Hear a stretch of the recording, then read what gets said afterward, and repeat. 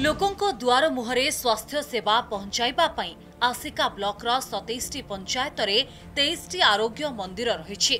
सेहीपरि धराकोट रे अछि 14 आरोग्य मंदिर। सबु केन्द्र रे जणे लेखाए नर्सिंग ऑफिसर को गोष्ठी स्वास्थ्य अधिकारी भावे नियुक्ति दिया जायछि। एहा सह महिला स्वास्थ्य कर्मी और कर्मचारी मध्य नियुक्ति पाइछन्ति। स्वास्थ्य कर्मी अछन्ति, रोगी भी अछन्ति, किंतु आरोग्य केन्द्र रा निजस्व कोठा नाही।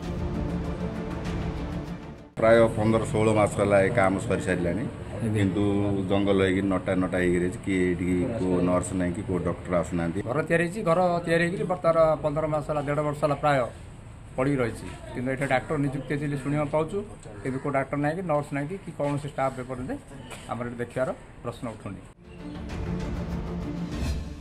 निर्माण हेउनी निजस्व कोठा, भड़ा घरे चली आरोग्य मंदिर।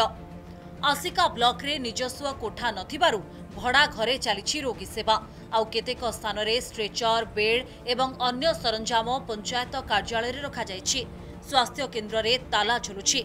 हेले परितापर विषय आसिका ब्लॉक रो 9टी आरोग्य मंदिर कोठा पई जातीय स्वास्थ्य मिशन जरिया रे 3 कोटीर अनुदान आसिछि।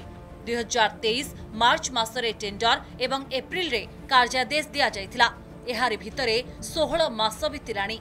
गोटे भी कोठा निर्माण शेष होई नाही। जोटा निर्माण सरिछि ताहा हस्तांतर होई नाही।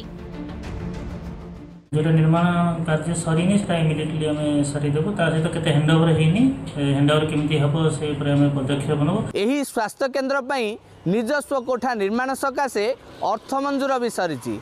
हेले केउठी निर्माण अधपंतिरिया थिया बेले केउठी आदौ होई नाही। पुणी केउठी निर्माण होइथिबा कोठा एजाबत कामरे आसु नाही। फलरे स्वास्थ्य सेवा केउठी कोठ घरे चलीति तो पुणी केउठारे भड़ा घरे चलछि। गंजाम जिला आसिकार मनोज गौड़, कनक न्यूज।